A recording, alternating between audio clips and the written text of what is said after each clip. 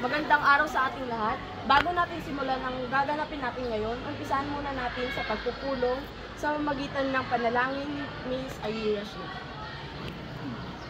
Tumayo po tayong lahat para sa isang panalangin. Salamat sa pagkakataon na ito na maging pagtutulong. Tubayan mo po kami sa aming pagtutulong at bigyan mo po kami ng karunungan at pangunawa upang magawa namin ang Aking simulang tatalakayin ang magsasagawa ng opening prayer, tagapagdaloy at closing remarks sa ating symposium. Si Aira Shi ang gagawa ng opening prayer, si Warren naman ang gagawa ng ating tagapagdaloy at si Aira Shi ang gagawa ng closing remarks. Aking tatalakayin ng mga taong dadalo o sakop na magiging tagapakinig ng symposium na ating gagawing proyekto tungkol sa mental health conditions ay ang mga estudyante ng STEM 3 bilang audience natin. At tayong mga membro ng MHA o Mental Health Advocates ay ang magiging tagapagsalita sa symposium. Isang mapagpalang araw sa inyong lahat. Kalawa sa ating agenda ay ang pagtalakay sa mga nilalaman ng symposium na ating sasagawa.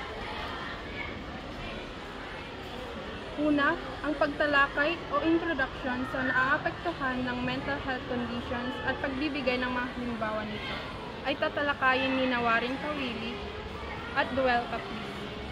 Ikalawa, ang diskusyon tungkol sa depression at anxiety, definition, mga senyales at sintomas ay tatalakayin ni Kyla Cabanday at Scarlett Nicole. Ikatlong paksang tatalakayin ay ang definition, mga senyales at sintomas ng bipolar disorders, eating disorders at addictive behaviors ay tatalakayin ni Joker Agosto, Jasmine Pearl Bisley at Zeril Zane Bugarin. Ikaapat, ang pagtalakay sa definition, mga senyales at sintomas ng post-traumatic stress disorder at phobias ay tatalakayin ni Marquis Balbin at Nicole Andrea Asuncion.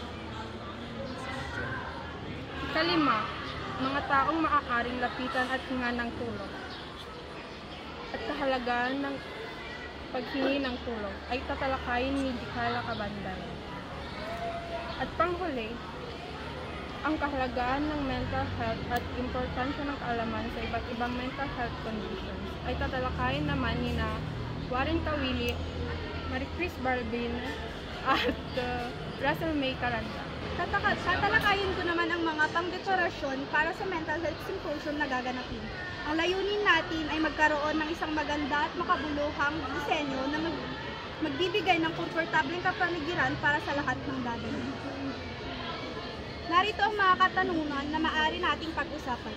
Ano ang pangunahing tema o mensahe na gusto nating iparating para sa pamamagitan ng mga dekorasyon? Ano ang mga kulay na angkop para sa isang mental health symposium? Anong uri ng mga dekorasyon ang maaaring gamitin, halimbawa, mga banner, poster, plants o iba pang mga elemento? Saan at paano natin ilalagay ang mga dekorasyon? Sino ang magiging responsable sa pagbili at paglalagay ng mga dekorasyon? Nasahan ko ang inyong mga suhestyon at pakikipagtulungan upang magkaroon tayo ng isang matagumpay na mental health symposium. Salamat. Ang una kong tatalakayin ay ang mga kulay na maaaring pang-dekorasyon. Ang una ay ang maliwanag na kulay. Gumamit ng mga kulay tulad ng asul, berde, dilaw na nagpapalabas ng pakiramdam ng kalmado at pag-asa.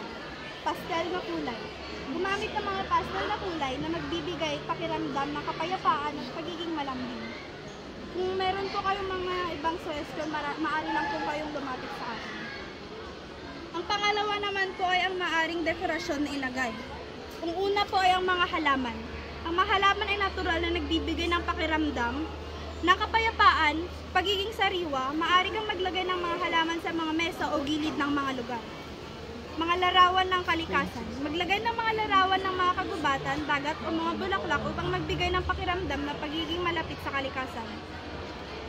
Pangatlo ang mga inspirational quotes. Maglagay ng mga inspirational quotes sa mga banner o poster upang magbigay ng pag-asa at pagganiyak sa mga dadalo.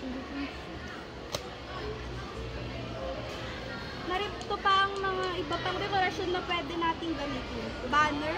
Gumamit ng mga banner na mga kulay na disenyo na may kaugnayan sa mental health tulad ng mga simbolo ng pag-asa, pag-ibig, kalusugan at mga isip.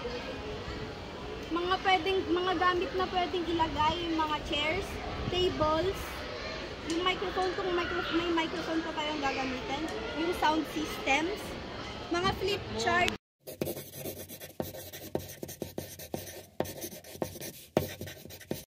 Salamat po sa lahat ng inyong pakikilahok at makahalagang suggestion.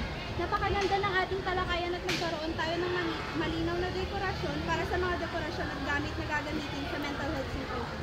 Tiyak na magiging matagumpay ang ating event dahil sa inyong lahat. Muli maraming salamat. Akin naman kung tatalakayin ang mga aktibidad na ating gagawin sa Mental Health Symposium na gaganapin. Una sa aktibidad na ating gagawin ay ang Zumba, sapagkat ang Zumba ay isang kumpletong pakete para sa ating kabuuang kalusugan. Ikalawa ay ang Open Forum. Tayo po ay magbabahagi ng mga mental health challenges na inyong naranasan at kung paano mo ito nalampasan. Salamat. Dumako naman tayo sa ating merienda, sandwich at juice. Dumako naman tayo sa budget ng dekorasyon. Ang budget para sa dekorasyon ay 4,000 pesos. Ang kabuuang halaga ng dekorasyon para sa Mental Health Symposium na gaganapin ay 2,750 pesos. Kaya may natitira pang 1,250 pesos. Dumako naman tayo sa budget para sa merienda. Ang budget natin sa merienda ay 3,000 at ang total na nagastos para sa merienda ay 1,320 pesos. Kaya naman ang natitirang budget natin para sa merienda ay 1,680 pesos. Yun lamang ang aking masasabi para sa budget natin ngayon. Para sa natitirang budget, maaari tayong bumili ng ice cream at iba pang tinapay para sa papamerienda natin sa mga audience natin. Yan lang. Maraming salamat po sa pagdalo sa pulong natin ngayon. Para sa pagpaplano sa gaganapin na symposium, lahat po ng suggestion nyo ay mabibigyan ng aksyon. Kung meron naman pong ibang suggestions or ideas na sasabihin, ay pag-uusapan na to sa susunod na meeting natin. Muli, maraming salamat po.